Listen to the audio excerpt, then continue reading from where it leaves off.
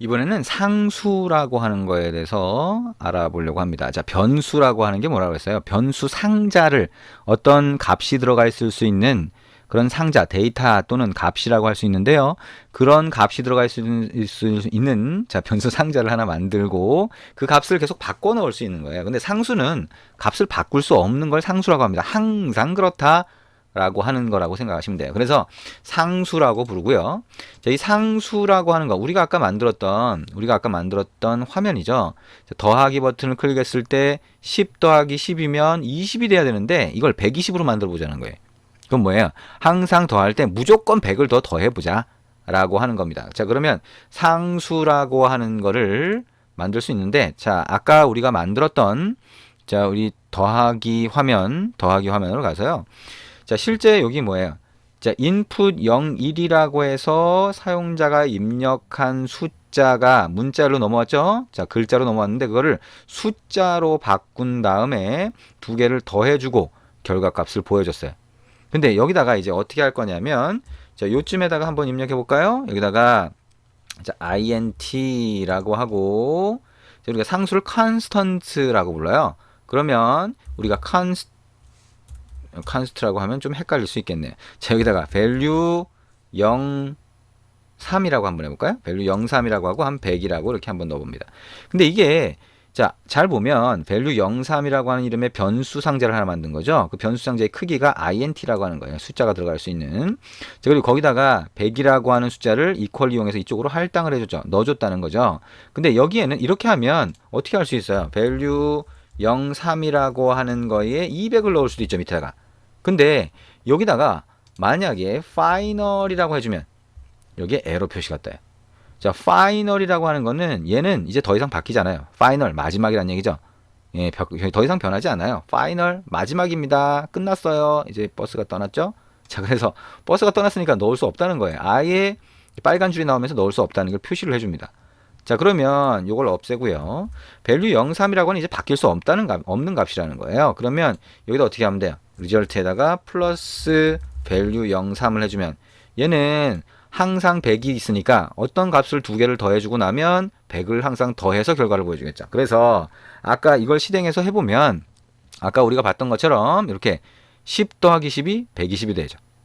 그죠? 20인데 더하면 20인데 거기에 100을 상수라고 하는 걸로 만들어서 더해주기 때문에 얘가 120이라고 하는 결과가 나와요. 20 더하기 20은 얼마예요? 140이 나오게 되겠죠. 그죠? 자, 그것처럼 이렇게 파이널로 하면 바뀌지 않는데 이거를 왜 굳이 파이널이라고 하는 걸로 만드냐라고 하면 얘가 혹시나 다른 사람이 이 값을 바꾸려고 시도할 수가 있겠죠. 그러면 100이 아니라 다른 값이 들어갈 수 있어요. 그러면 문제가 생길 수 있다. 바뀌지 마라라고 하는 거죠. 그리고 이 값은 여기다 이렇게 넣을 수도 있지만 여기 있는 거를 이렇게 선택을 다 한 다음에 이렇게 컨트롤 X를 누르면 잘라내기가 되죠. 그리고 이거를 온 버튼 1클릭트라고 하는 이 함수죠. 그죠? 소괄호가 있는 이름이 있고 중괄호 안에서 넣었으니까 이거 전체가 함수라고 그래요. 근데 이 바깥에 자, 클래스라고 하는 중괄호 밑에다가 자, 컨트롤 V에서 붙여넣기를 합니다. 그래도 문제가 없어요. 얘는 파이널로 해서 이 클래스라고 부르는 거 안에서는 어디든 갖다 쓸 수 있게 이렇게 만들 수가 있죠. 그러면 이 밑에는 에러가 없어요. 그죠? 예, 이 안에서 이거를 접근할 수 있다 그랬잖아요. 갖다 사용할 수 있다 그랬죠. 그래서 에러가 없이 저 위에다가 이렇게 갖다 놓을 수 있어요. 그래서 보통 상수라고 하는 거는 이 클래스라고 부르는 거 위쪽에다가 이렇게 선언을 해줘요. 만들어준다는 얘기죠. 그래서 이렇게 만들어주고 변하지 않는 값으로 해서 필요할 때 사용을 합니다. 뭐 예를 들면 3.14 어쩌고저쩌고에서 수학에서 사용하는 그런 값들을 변하지 않는 값으로 넣는다든가 할 때 이렇게 쓰게 되죠. 그리고 자, 한 가지 더 하면 여기 final이라고 하는 거 앞에 만약에 static이라고 하는 걸 붙여주잖아요. 그러면 이 static 뭐 나중에도 보겠지만 어쨌든 대충 일단은 static이라고 하는 게 붙으면 그 다음부터는 어떻게 되냐? 여기 있는 main activity라고 하는 클래스 이름이 있으면 이것 점 value 03이라고 하는 걸로 사용할 수가 있어요. 무슨 얘기냐? 밑에 가서 value 03이라고 하는 이 변수 상자에 이름을 줬잖아요. 그죠? 근데 이거를 main activity 점 이렇게 쓸 수도 있어요. 굉장히 복잡해지죠? 자, 그럼 어쨌든 스터틱이라고 하면 자, 이렇게 쓸 수도 있다라고 하는 거. 자, 일단 눈요깃거리로 네, 간단하게 좀 알아봤습니다. 자, 스터틱은 빼버리고요. 자, 이렇게 해서 상수라고 하는 거를 해봤는데, 자, 이렇게 상수라고 하는 거를 사용을 하면 자, 우리가 일정한 값을 예, 항상 더해줄 수 있다. 그리고 그 상수라고 하는 거 상자 안에 있는 값은 변하지 않는다. 그죠? 일종의 뭐 상자가 아니라 고정된 값이라고 보시면 되겠죠.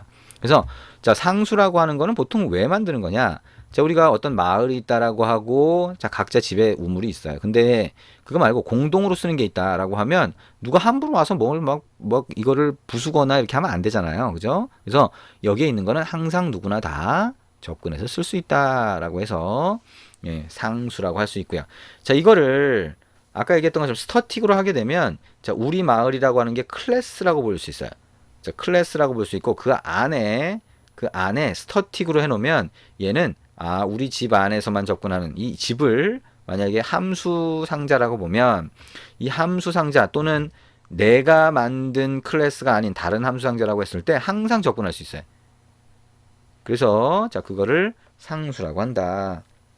그래서 스터틱과 파이널이 같이 붙으면 이거는 다른 데서도 내 클래스가 아니라 다른 클래스에도 사용할 수 있다. 항상 사용할 수 있다. 이렇게 생각을 하시면 됩니다. 자, 그래서 상수라고 하는 거, 자, 변하지 않는, 자, 상수라고 하는 거, 아까 얘기한 것처럼 스터틱, 파이널 두 개를 같이 붙여버리면, 자, 메인 액티비티라는 클래스 이름 점, 그 상수 이름, 이렇게 해서 내 클래스가 아니라 다른 클래스, 다른 파일 우리가 아직 만들어 보진 않았는데요. 거기서도 사용할 수 있다. 이렇게 생각을 하시면 됩니다. 그래서 상수라고 하는 거, 우리 이게 하다 보면 상수라고 하는 걸 또 보게 될 거예요. 근데 어쨌든 대충 개념이 그렇구나. 자, 이게 이런 거구나라고 하는 거 일단 생각하시고 코드에서 보면 소스 코드에서 보면 클래스 이름 점 그다음에 상수 이름으로 그 안에 들어가 있는 값을 참조해서 사용할 수 있다라고 하는 거 생각을 해주시면 될 것 같습니다. 자, 이렇게 해서 우리가 6장을 진행을 했어요. 그래서 변수라고 하는 거, 그 다음에 변수 상자의 크기를 결정하는 자료형이라고 하는 거, 타입이라고 했죠? 타입이라고 하는 거. 그 다음에 그 타입이 자료형의 크기, 그러니까 변수 상자의 크기에 따라서 어떤 다른 변수 상자를 여기 안에 집어넣을 수도 있는데, 근데 어쨌든 그거를 다시 내가 그 변수 상자의 크기대로 사용하고 싶다라고 하면 캐스팅 또는 타입 컨버전이라고 해서 형 변환을 할 수 있는데 그런 내용을 같이 봤고요. 그 다음에 우리가 변수 상자의 값을 계속 바꿀 수 있는 데 반해서 바꿀 수 없는 상수라고 하는 거, 영어로 하면 constant가 됩니다. constant. 그래서 그 상수라고 하는 것도 같이 한번 알아봤습니다. 자, 이렇게 해서 자, 어떻게 보면 표준 자바라고 하는 거에 가장 기초가 되는, 처음 기초가 되는 변수라고 하는 거에 대해서 같이 코드를 만들고 심지어는 계산기 화면을 만들어서 그 화면에 보여주는 것까지 같이 한번 해봤어요.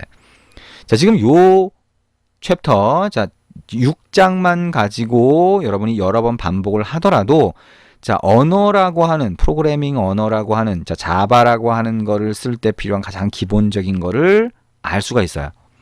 예, 그래서 여러분이 공부하는 걸 빨리빨리 나가는 게 중요한 게 아니고요. 여러분이 하나를 하면 그걸 계속 반복해서 하면서 그 변수 이름이나 값을 조금씩 변경해서 수정해서 한번 해보고 또 해보고 하면서 조금 익숙해지는 게 훨씬 빠른 길입니다. 나중에는 훨씬 그게 빨라져요.